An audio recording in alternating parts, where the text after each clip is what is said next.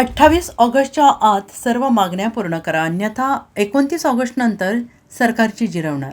मनोज जरांगेंचा थेट इशारा. मराठा आरक्षणाच्या प्रश्नावरून मनोज जरांगे पाटील पुन्हा एकदा आक्रमक झाले आहेत. पश्चिम महाराष्ट्र, कोकण, मुंबई, खानदेश, विदर्भ आणि मराठवाडा अशा राज्यातील सर्व भागांमध्ये मराठ्यांवर आणि कुणबींवर अन्याय होत असल्यास एकजुटीने आणि आक्रमकपणे उभे राहण्याचे आवाहन त्यांनी केलं आहे. तसेच 29 ऑगस्ट रोजी आंतरवली सराटी येथे होणाऱ्या आंदोलनाची तयारी करण्याचे आवाहन त्यांनी केलं आहे.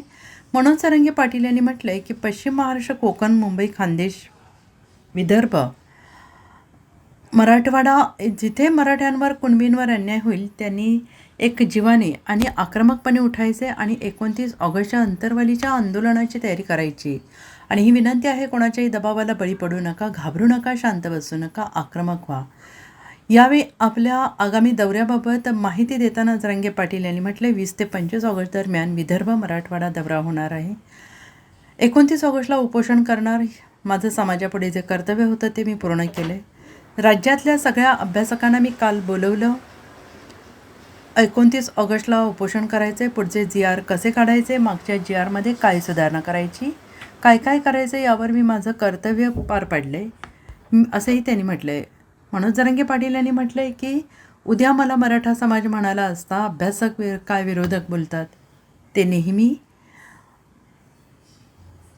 म्हणतात आमचं ऐकून घेत नाही, आम्हाला दुरुस्त्या सांगायच्या होत्या त्या ऐकून घेतल्या, म्हणून मी त्यांना निवांत 16 तारखेपर्यंत या असं म्हणालो. महाराष्ट्रापुढे दिसायला हवं आहे की यांनी गोरगरिबांशी एकनिष्ठ राहायचं नाही आणि या लोकांना फक्त मराठ्यांच्या विरोधातच मराठ्यांचे काही अभ्यासक समन्वयक यांना बोलायचं हे सिद्ध झालं आहे. त्यामुळे आता इथून पुढे त्यांना मराठ्यांच्या प्रश्नाविषयी बोलता येणार नाही. मराठ्यांनी दबावाखाली कोणाच्या वागायचं बंद करा. समाज सगळा संपून जाईल. जे जे समाज किंवा जे पोरं आक्रमक झाले, अन्यायाच्या विरुद्ध लढले, त्यांना न्याय मिळाला. काहीच बघू नका, समोरचा कोण, सरकार आहे, अधिकारी आहे, काय राजकीय नेता आहे का पक्ष आहे, जो अन्याय करतो त्याच्या विरोधात असे चवताळून उठले पाहिजेत मराठी. म्हणून दौरा होईल नाही होईल, शक्यतो 20 ऑगस्ट ते 25 ऑगस्ट दरम्यान होणारच. पण शेवटी मला 29 ऑगस्टला उपोषण करायचं. त्यामुळं माझ्याकडेही समाजानं लक्ष ठेवा की मलाही तब्येतीची थोडी काळजी घ्यावा लागणार आहे, आराम करावा लागणार. कारण 29 ऑगस्टच्या नंतर पुन्हा जीव घेणा प्रवास सुरू होणार उपोषणात. म्हणून नाही आलो तर नाराज होऊ नका. तुम्ही तुमच्या खांद्यावर जबाबदारी घेऊन घराघरात गावागावात जा.